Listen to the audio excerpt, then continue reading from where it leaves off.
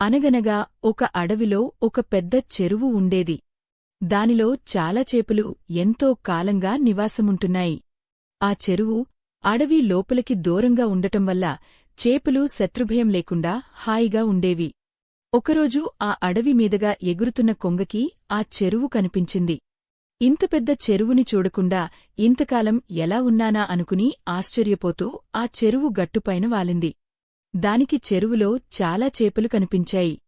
ఇక తన ఆహారానికి ఎలాంటి ఇబ్బంది లేదనుకుని ఆనందంగా అక్కడే కొంత దూరంలో నివాసం ఏర్పరుచుకుంది.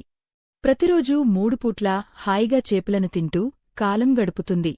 ఈలోగా చేపలు కంగారు పడటం ప్రారంభించాయి. ప్రతిరోజూ తమలో కొంతమంది కొంగకి బలైపోవడం చూసి చేపలకి భయం కలిగించింది. ఇలా అయితే కొన్ని రోజులకి తామెవ్వరమూ మగలమని తెలుసుకుని ఒకరాత్రి చేపలన్నీ కలిసి కొంగ బారినుండి రక్షించుకునే ఉపాయం ఆలోచించసాగాయి. అప్పుడు ఒక చేపపిల్ల నాకొక ఉపాయం తట్టింది, కాని దానికి మీ అందరి సహకారం కావాలి అని చెప్పింది. ఏమిటది అని మిగతా చేపలు అడిగాయి. చేపపిల్ల తన ఉపాయాన్ని వాటికి చెప్పింది. ఆ మరుసటిరోజు ఉదయాన్నే చేపల్ని తినటానికి కొంగ చెరువు వద్దకు వచ్చింది. కాని చెరువులో చేపలన్నీ తేలుతూ కనిపించటం చూసి ఆశ్చర్యపోయింది. చూస్తుంటే ఈ చేపలన్నీ చచ్చినట్టున్నాయి, ఏమై ఉంటుందో అని ఆలోచించసాగింది. ఇంతలో ఒక చేప నీరసంగా పడుతూ లేస్తూ కనిపించింది. కొంగ ఆనందంగా ఆ చేపను పట్టుకోడానికి ముందుకు వచ్చింది. కాని ఆ చేప కొంగతో నీకు బతకాలని ఉంటే నా మాట విను అన్నది. కొంగ ఆగి ఏమిటో చెప్పు అన్నది.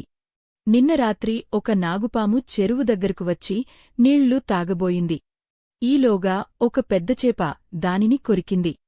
దాంతో కోపం వచ్చిన పాము చెరువులో విషాన్ని కక్కి వెళ్ళిపోయింది.